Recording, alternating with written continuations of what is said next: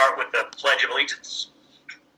Right? I pledge allegiance to the flag of the United States of America and to the republic for which it stands, one nation, under God, indivisible, with liberty and justice for all. I would like to start the meeting with a call for a moment of silence. We lost an operator since our last meeting. Marquita Denson had a heart attack, or a series of heart attacks, and passed away. So I'd like to have a moment of silence to appreciate all her work.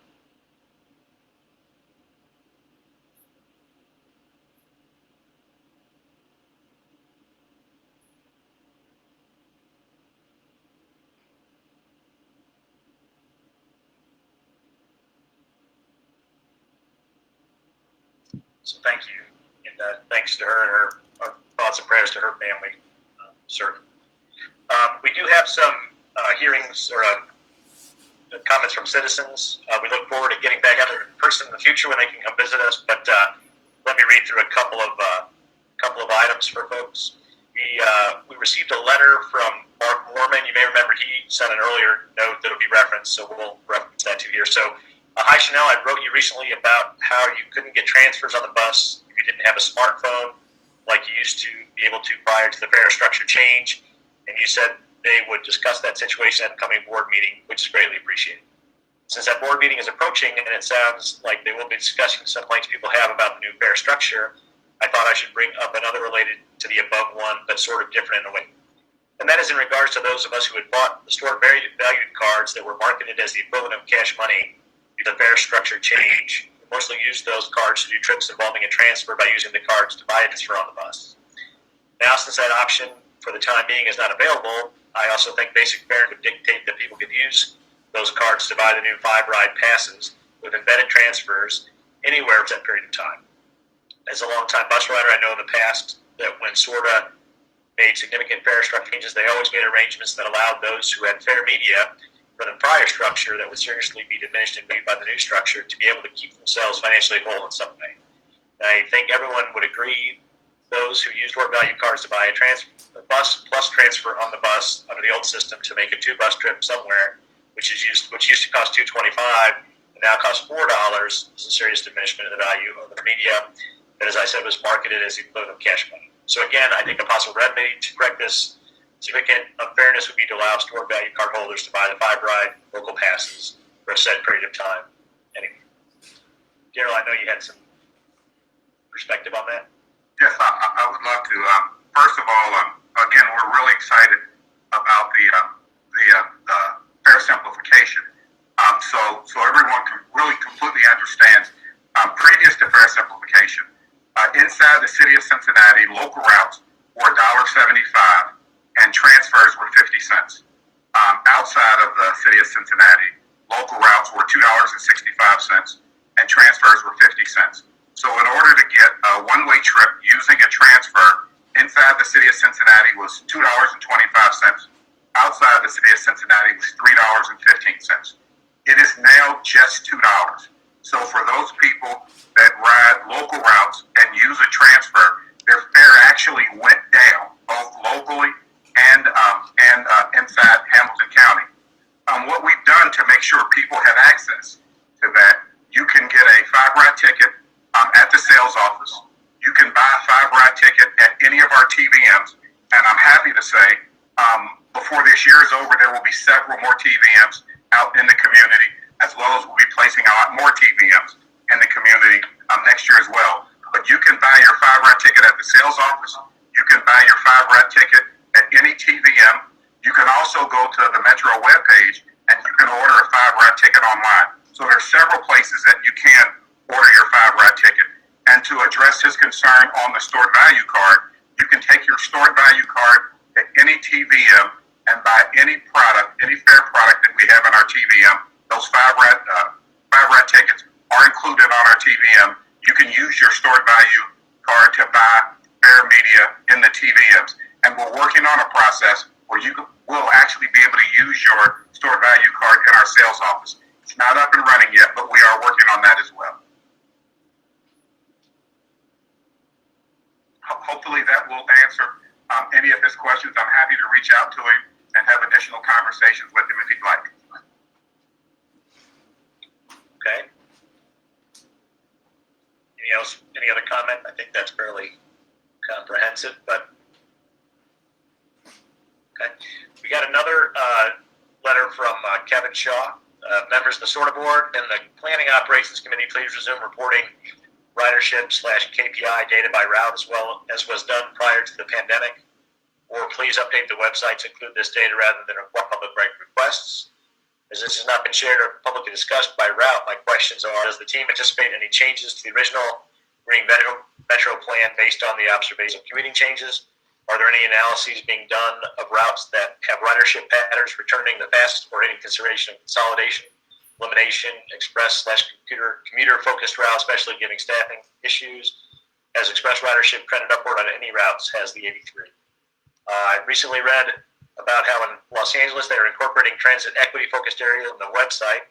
These areas include and consider factors beyond Title VI, including zero-car households, teenagers, elderly, individuals with disabilities, single mothers waiting accordingly. Is this something that is already included or could be added to many metro analyses when considering future frequency increases or routing changes? I do believe some of those components have been considered. Is that correct, Darryl? Yes, that is correct. We are working on the second phase of reinventing Metro right now. We're actually out talking to several of communities about what we've done so far. We'll be back out talking to the communities about phase two, getting community involvement, and as we make those plans, we are looking at our service right now. Our ridership on our express routes, it is up a little bit. We were running about 2 passengers per trip. We're up to about 2.9 passengers per trip. Once every quarter, we take a look at all of our service. We are doing that right now to make some recommendations for our fall service. It's something that we'll be talking to the board about in the planning and operations meeting for July. It will have a lot to do with how successful we are in June in hiring operators. It is one of the challenges that we're facing right now. We have been running 100% of our service since July of last year. We have not had a service cut whatsoever for our service. It is something we'll be looking at how to continue to roll out this service, this new service, with some of the challenges we have. We'll be having a much more in-depth conversation at the Planning and Ops meeting in July. And there's no reason why we shouldn't be publishing all the data we were publishing before up to the website, right? I don't think that was likely on purpose, but... No, it was not, and we will get all of that information back up on the website. We are an open book. Yes, absolutely. Greg, who is making that comment? I didn't catch that in my notes. Who sent the note to us? Yes. A gentleman named Kevin Shaw. Kevin Shaw. Thank you. And then we got another letter from Brad Thomas, a former board member. Dear SORTA board, in light of the recent cyber attack on the Colonial Pipeline, I was wondering how many days reserves of fuel does Metro keep on hand at the Kingsgate and Bond Hill facilities? Thanks, and keep up the good work. Sincerely, Brad Thomas, Royal Coachman. And what we know is that depending upon schedules, how they run, school extras and such, we typically keep enough fuel on hand to run 4 to 5 days out of each location without having to get a fuel drop. So a little less than a week. And I don't think we had any issues as a result of the pipeline shutdown. We did not. We had another, I'm not going to read the whole letter because we read it into the previous session, but Mr. Mormon had sent a request around how to manage the fact that, you know, if you're buying single tickets, you don't get a transfer with it. And if you were transferring previously, you know, it cost you $2.25 versus $4 for a round trip. So any comments on progress there? Again, you can use either the app, you can go to a TVM, you can go to the sales office and buy those 5-ride tickets. Those 5-ride tickets have embedded in them a free transfer. So if you have a 5-ride ticket, you use that ticket, embedded in that ride is a free transfer. So when you get on your second bus, you just insert your fare media, and it will not charge you or won't take another ride away. It is actually embedded in the 5-ride ticket. And again, you can get those 5-ride tickets at the sales office. You can get them online. You can get them at a TVM. And the transfers on the 5-ride tickets are embedded and they are free. So the challenge remains if you buy one ticket at a time, have an excellent discipline. That is true. But we know more and more the percentage of riders moving to these other mediums, right? I think it had gone, from sort of it's up to 88% or more that we're buying in these multiple. That's very true. So let's keep sharing innovations and make sure we pay attention to it. While we also look, I do think we should continue to figure out how to make sure those that are the neediest have the they can't afford a 5-ride ticket have opportunities as well.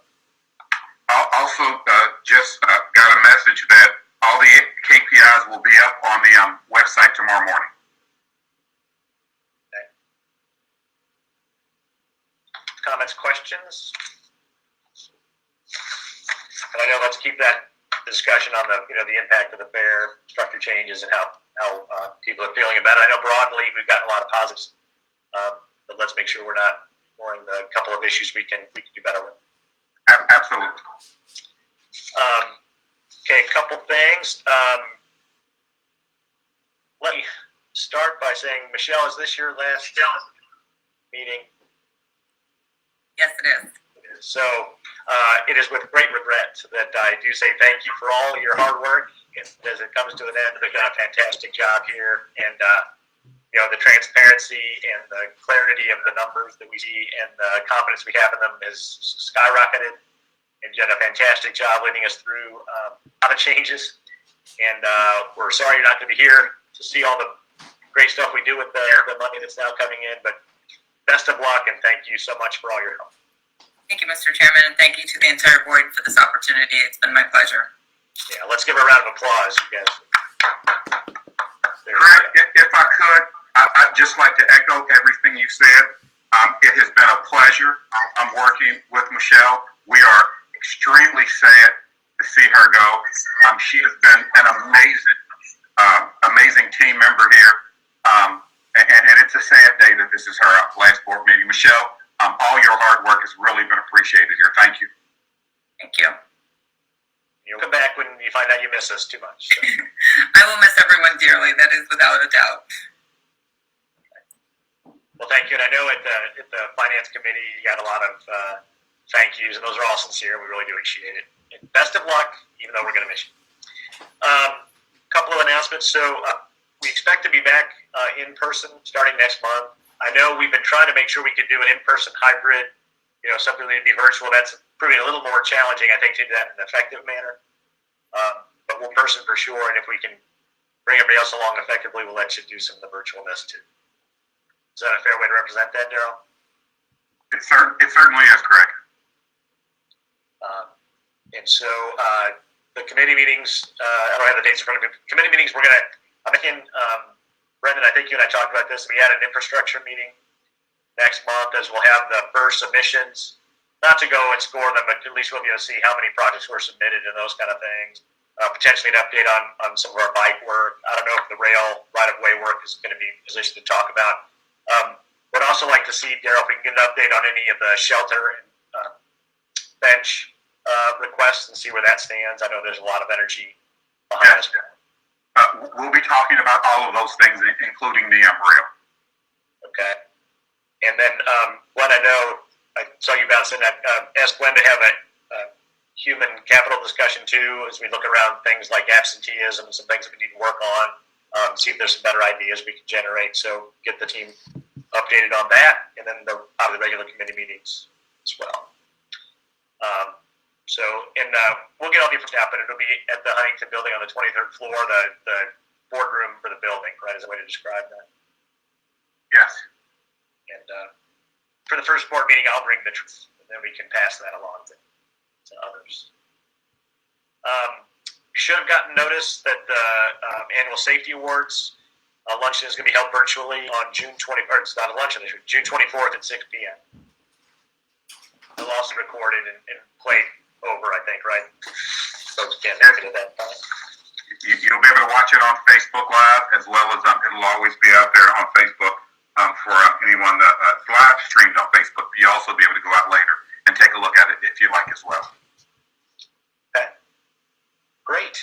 Well, with that, Daryl, I believe you have a star award to to Grant? I certainly do. Doing this virtually is a little challenging. So what we did is right before the board meeting, we went over and met with Phil. Phil Biting, he's the director of project management. It's been 13 months now since the levy has passed, and there's several things that we have promised to the community. I'm really happy to say we're delivering on all of the things that we promised the community. One of the things that we promised them was a much simpler fare. This was one of the most difficult things this organization has done in the last 15 or 20 years. Phil led that process to simplify this fare, and we just like to take our hats off and acknowledge Phil for all the hard work and all the testing to make sure that it worked. And fare simplification is in motion right now. We no longer have 8 different fares. We have a local fare, an express fare, and a county fare. We are extremely pleased. The majority, and I'm talking 95 to 98% of the comments we've gotten have been extremely positive. Most people have experienced a fare decrease with fare simplification. So we just like to thank Phil for all of his hard work, his dedication for making sure fare simplification happened. And we presented him earlier today with the CEO Star Award. I believe Phil is on this call. So Phil, thank you very much for all your hard work. This is a big deal for us, and we really appreciate it. Thank you so much. Thank you, Darrell. Thank you, Phil, and I can't resist. Everyone loves a good county fair, right?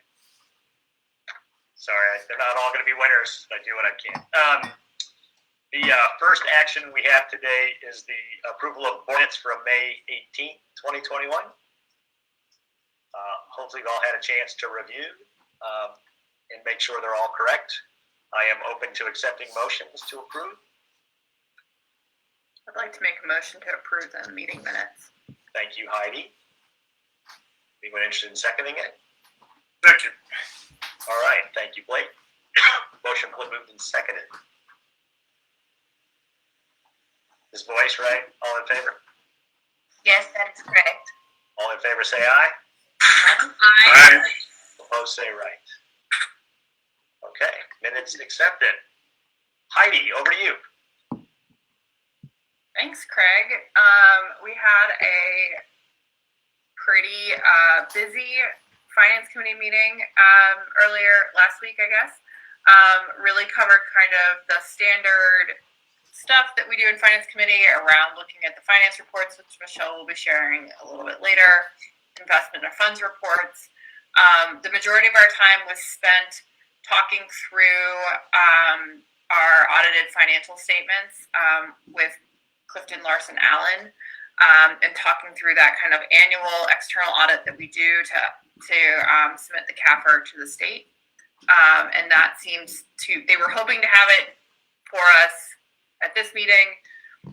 With the changes going on at Metro regarding the issue 7 and reinventing Metro work, as well as the stimulus funds from CARES Act and other places, they're just going to take a little bit longer to do it, but things look like we're going to have another positive audit. Michelle, would you add anything? You're 100% correct, Heidi. We are still on track to submit the CAFR. I know during the meeting they mentioned that there could be a possible delay because of all those changes you just mentioned, but the target is still to have everything submitted on June 30th to the state of Ohio. So we will look forward to doing that, and I assume the July Finance Committee meeting is going to be full of the external audit review. So I'm looking forward to it. I'm sure others are as well. Popcorn. Exactly. Nothing like a good audit. So that was kind of the bulk of the Finance Committee meeting. We do have one consent agenda item for you all today. This is around the authorization of a line of credit. It is connected to the Ohio Bureau of Workers' Compensation. Michelle, that is like my level of knowledge, so I'm going to hand it over to you to add a couple additional details. No problem, Heidi. Thank you. We are required to submit our financial reports to the Ohio Bureau of Workers' Compensation as a self-insured for workers' compensation. So they review our financials, and at the end of 2019, due to our pension liability being so high, our financials were a little bit lower. Our net position was lower than previous years. So they have requested, I shouldn't say request, actually have demanded that we provide a $340,000 letter of credit to support our self-insured, maintaining that self-insured policy with the Bureau of Workers' Comp. So Fifth Third Bank would be issuing this for us. They are our banker, and that's what our approved contract is already with them. So it'd be for $340,000 for a 1-year term. And that is our consent agenda item for the Finance Committee. I'm going to move forward and make a motion that we approve the resolution for the authorization of an open line of credit with Fifth Third Bank. Second. All right. Properly moved and seconded. Any questions? No? Is this a call? Yes, this is roll call. Ms. Burdon, Yes. Ms. Black, Yes. Ms. Clark, Yes. Mr. Cole, Yes. Mr. Etheridge, Yes. Mr. Hinton, Yes. Mr. Cassie, Yes. Ms. Robinson, Ms. Taylor, Yes.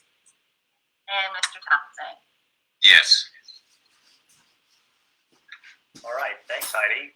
Any questions regarding the Finance Committee? No? Okay. Thanks. Blake Etheridge. Well, we had a substantial operations meeting. I think we've been doing a lot in operations lately, and that makes sense right now. And I just want to start by saying thanks to everybody in operations for all you're doing, all you're accomplishing, and the list of accomplishments each period is really significant. So I probably can't cover everything in here, but let me take you through notes on what we covered. And we do have 3 items on the consent agenda. So our Chief Operating Officer, John Ravazio, went over, of course, reinventing Metro, kicking off service, which happened in the past month, and how we ran everything there, and it's really exciting. I can't wait to see ridership and hear more about all of that as it goes forward. Also, we talked about the Trapeze upgrade to our software and the team that worked on that. It's no small effort, and the successful completion of that work. There's the Bike to Work Day. We gave 200 rides for Bike to Work. Great. Thanks to everybody out there riding your bikes, taking Metro. Good stuff. I'm not sure if our Brendan Cole was one of them. I know he's done it in the past, but I hope so. You guys are role models for all of us who can do that. I didn't get my bike out. I'll have to do a little more training. It is Safety Month here in June, so we talked about that. Safety is really every month, but there's always an extra focus in June. And we talked about silver awards. I'm not going to go through all those, but again, congratulations to all the silver award recipients. We have Park and Ride report covering a couple of 3 park and rides, and some renewals to those agreements. We actually have 24 park and rides available to everybody. That's amazing. And of note, I like to use the Delhi one, and so that's one that we renewed. So it was good to see that one. Regency Milford and Queen City Racket Club. We had a really interesting and thorough report on operator recruitment efforts going on from Adrian Hairston, and it's amazing. I can't go through and list all the different things that the team is working on and trying to do to recruit operators. This is obviously a significant challenge for our efforts, for what we're trying to do with reinventing Metro, and across the entire industry. Everyone is having a challenge with this. And at this point, I think we have to do everything we can to support staff working on that, do anything we can to help recruit more operators so that we can provide the service that we have said we would for the county and everybody in this region. So we can talk about that more if people would like. We went over the ridership reports. A lot of the ridership, I think, is as expected. The unexpected item, of course, is that we had also a large number of missed trips in the past month. So just so everybody knows, it was 1,604 missed trips. A trip is basically traveling from one end of a route to another. There's more detail to it, but that is a missed trip. And 1,568 had to do with no operator available for the service. Maybe we'll talk more about that later, but we obviously don't want to be missing trips. We have 3 items on the consent agenda, so I'll go over those real quick, and we can talk about any of them in more detail, or take them off the consent agenda, I think, if anybody on the board would like to do so.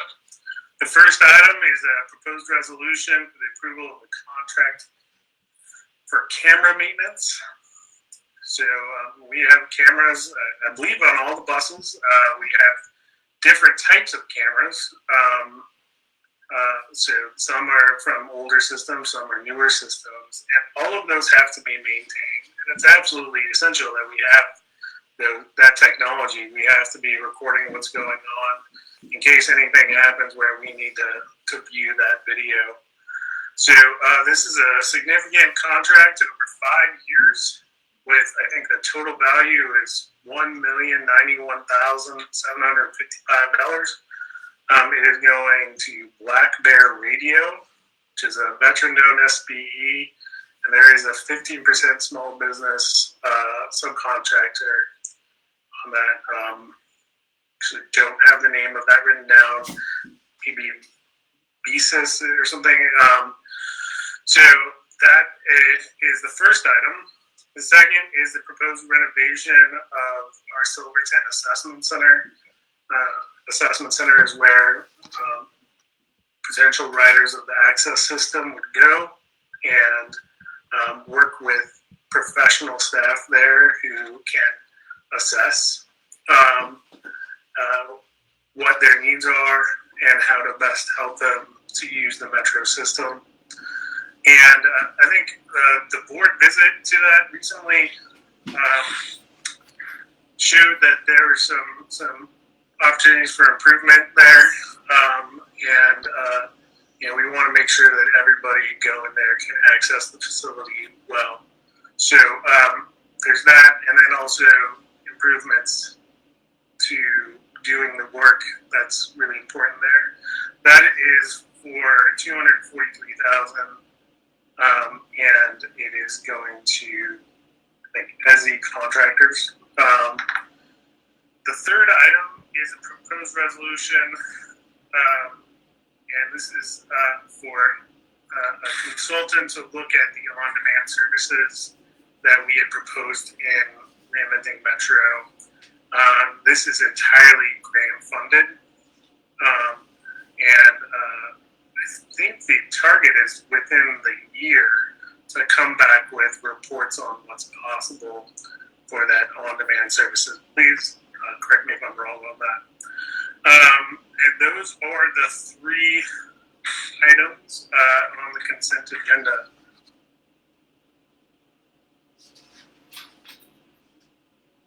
I propose we approve the consent agenda.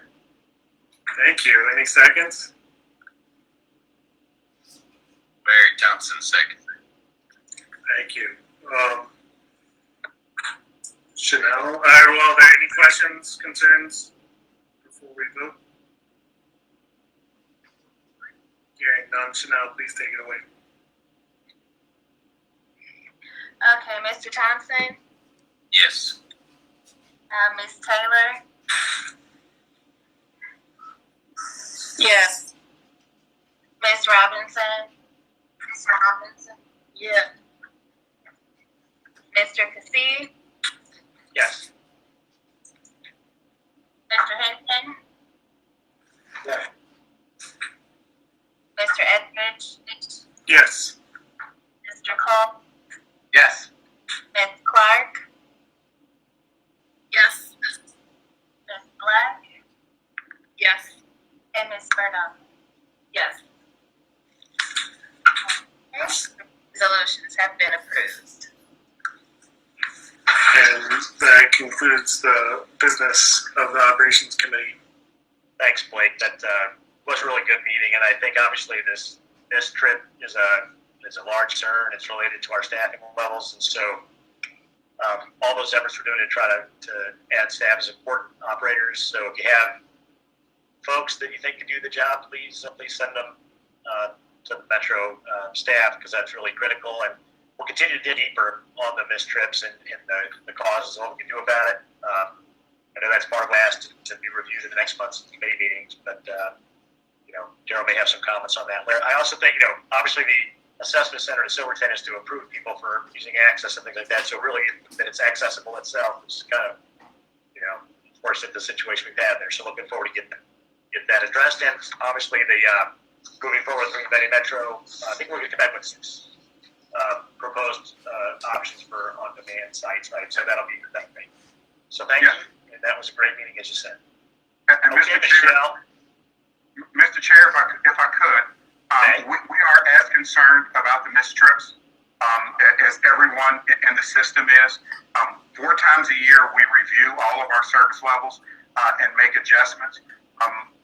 Based on how successful we are this month in June in hiring, we will be looking at adjustments for the fall, and we'll be coming back to the board both in July and August, talking about what changes we're going to be making, what adjustments we're going to be making to our system to assure that once summer is over, and so far in June, we're much better in this trip so far in June, but we'll be making adjustments, and we'll be coming back talking to the board about the adjustments we're going to make sure that when fall comes and we have another service change, that we are better.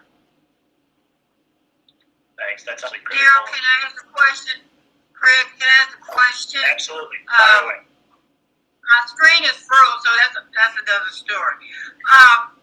Just the personnel committee, how will the personnel committee function, or is that an issue for the personnel committee? That is an issue for the personnel committee. We are setting a meeting up for next month for the personnel committee, where we're literally going to dive deep into the numbers so that you all can understand what challenges we have, how we're addressing those challenges. We'll get suggestions and ideas from you all as well, but we want to make sure that you understand that we are addressing all of these issues and that we have a plan of how to move forward. So that will all be discussed in your committee next month in July. And there's pieces of it that are in multiple committees, right? So, planning and ops, the whole process, the whole sort of levels of missed trips and the causes. This one we know, operator availability, the level of absenteeism, which I know always sounds like a pejorative word, but the reason why folks aren't able to come to work and things like that, we need to manage those in a couple different directions to make sure we're covering the whole thing. So it'll be discussed in different components in different meetings. Correct. I did have a Okay, comment. thank you. I'd like to. Go ahead. Sorry about that, Ms. Glynn. Didn't mean to cut you off there. That's okay. I just had a just a quick comment. So spoke to a couple Metro drivers last week. One of them is a parent of this student that attends my camp, and we had a quite a lengthy discussion about some of the issues that are plaguing, with absenteeism and what's happening and why we're not getting the amount of folks sticking after the training process. And a lot of this stuff continues to come back to time schedules. And so I just want to ask, the question I have is, there are a lot of companies like Toyota and different hospitals that have on-site child care access. It doesn't mean that you have to necessarily employ the center, or you can have different partnership agreements with centers where a portion of of course, their paycheck directly goes to that second party or sometimes third. But is that at all something to consider? Because the numbers, to me, based on the last meeting we had, and then just over time, the amount that is being lost, so I don't want to say squandered, but being lost when it comes to putting all these training dollars and hours into people, and then to get to the end of the process, and you got like 30% of the whole shebang. Yeah. It just seems like there should be some other considerations. These are not, Metro drivers are not what they used to be 30 years ago. It's not only men leaving the house. You've got women that need these jobs, that need these great paying positions, but they literally have a child care challenge. I'm here without any family in Cincinnati, and I know exactly how difficult and hard that was. And so it's not handouts, but it's really, really could make the difference. I think it should at least be considered or at least investigated to a degree. Yeah, I think that's a great idea. I don't, Daryl, has that ever been discussed? Yeah, it has been discussed. We're actually discussing it now, and you've got to figure out how to do it. But it is something that we are considering, we're looking into. I can't give you an ETA on when we'd have a process in place, but it is something that's in discussion. I have a site for you. That's something that I've thought about going to bring to the committee as an opportunity. There is an opportunity about him. So, Outstanding. Yes. Outstanding. So yeah, let's talk about that during your committee meeting. If you've got some contacts that maybe we can help move this conversation along, that would be very helpful. Let's make sure that we understand this is not a singular issue. It's not a one-sided issue. It is not. The key, okay? Yeah. There's a lot more to it. It is not. Yeah, there's a lot more. Correct.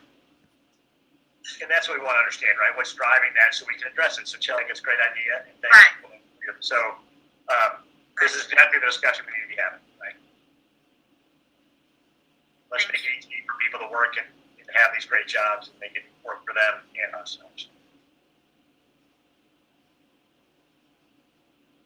Any other questions or comments for Blake? Okay. Michelle, make it go slow because we don't have much time for you. So. Thank you, Mr. Chairman. Behind tab 6 of your report, you will find the SORTA's financial report for the 5 months ending May 31st. Total revenue of $12.5 million was favorable to budget by $2,684,000, or 28%. Total expense of $10.1 million was unfavorable to budget by $370,000, or just under 4%. Operating surplus before adjustments was $2,314,000 for the month and $9,081,000 year to date. Estimated $6,902,000 from the sales tax revenue was reported for the month, and capital revenue was reported to offset the operating surplus in order to build the capital reserve. Some of the most significant factors driving the results for the month: fair revenue was unfavorable to budget by $118,000, or 12%. Metro Fair revenue was unfavorable to budget by $108,000 as a result of 5 fare-free days in May for Get Out the Vax, which was subsidized by the state of Ohio. CPS contract revenue was favorable to budget by $99,000, or 15.8%. State subsidy revenue was favorable to budget by $57,000, or 59%, as a result of $60,000 of revenue from the state to offset the cost for the Get Out the Vax campaign. CRISA funds were unbudgeted federal stimulus funds of $2,672,000 was accrued for in May. Wages and benefits were favorable by $60,000, or just under 1%, primarily due to lower than anticipated operator trainee salaries and uniform expense. Fuel and lubricants was favorable by $35,000, or 8.7%, due to lower than anticipated fuel costs. Parts and supplies was favorable by $31,000, or 5%, primarily due to COVID-related supplies of $55,000, equipment and furniture of $21,000, and revenue vehicle parts of $12,000, offset by printed material of $63,000. Casualty and liability was unfavorable by $1,029,000 due to an adjustment to the reserve for future claims liability. And the other category was favorable by $533,000, or 40%, primarily as a result of outsourced services of $382,000, external advertising costs of $40,000, and leases and rentals of $41,000. In the other line, most of those are timing issues, and you'll see the year-to-date get caught up in the next couple of months. And that is the financial report for the 5 months ending May 31st. Any questions?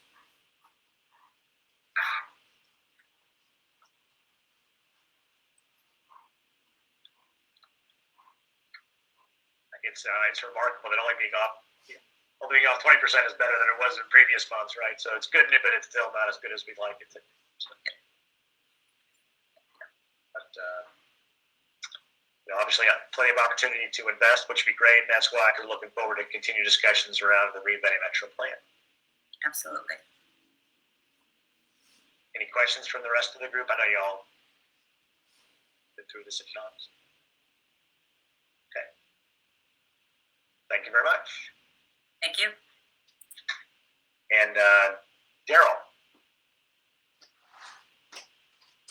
you're on mute. Thank you, Greg. Just a couple of items today. We have rolled out phase 1 of Green-Bay Metro. We continue to work really hard to make sure we deliver on all of the promises we made in Reinventing Metro. We've had a lot of very positive comments about our 24-hour service. We've had a lot of very positive comments about the additional service on Saturdays and Sundays. We're really excited about that and to keep moving it forward. Something else that we've talked a lot about is the technology and the technology challenges that we've had over the last decade or two. I'm really pleased to say that the biggest software package that we have is Trapeze, which runs transit ops in our system. And that software package, we were more than 10 years behind. Trapeze, the board had approved us to spend money to move that to the cloud. It is now completely in the cloud, and we are up to date on our Trapeze software. So we're really excited about that. So coming in the very near future, you're going to see some of those new products that are available in the newer software. And again, we are moving ahead 10 years or more in upgrades. So you're going to see some of, and the customers, more important, are going to see some of those new software adds that we'll be able to roll out to our customers. So congratulations to our IT team. Took a lot of effort to upgrade 8 to 10 versions over the course of the last few months. We're really excited about that. We talked a lot about in the planning and ops meeting about IT security. We're going to have a much more in-depth conversation in July at the Planning and Ops Committee. But I'd also like to welcome David Baker, who is our new IT person. He's an IT security analyst. He's got 35 years experience in IT profession, including 10 years in information security. He spent 17 years at the University of Cincinnati facilitating information security. So that'll also be part of our conversation next month in the Planning and Ops meeting. And also, it was brought up earlier, help us celebrate our safety banquet. It will be a virtual again this year. I'm looking forward to next year doing this in person. And this year, Cincinnati's Bootsy Collins will be stopping by to deliver the message to this year's honorees. And congratulations to all of them. That is the Metro on the Move for this month, unless you all have any questions.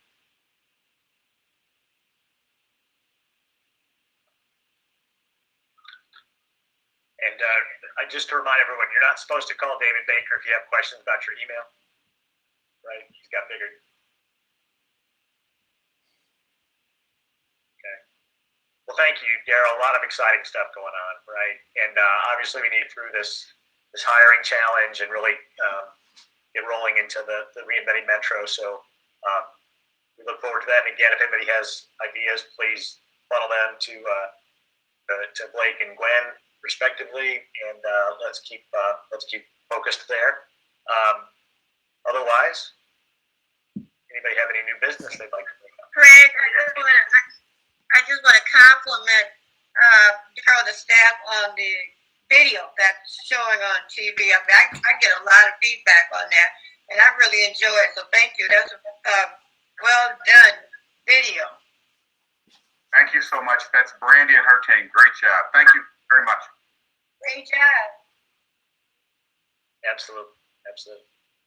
Thanks. Okay, well, if there's no other questions, go enjoy the lovely evening. Right? Okay. Thanks, everyone. I call this meeting to adjourn. Thanks. Bye-bye. Thank you.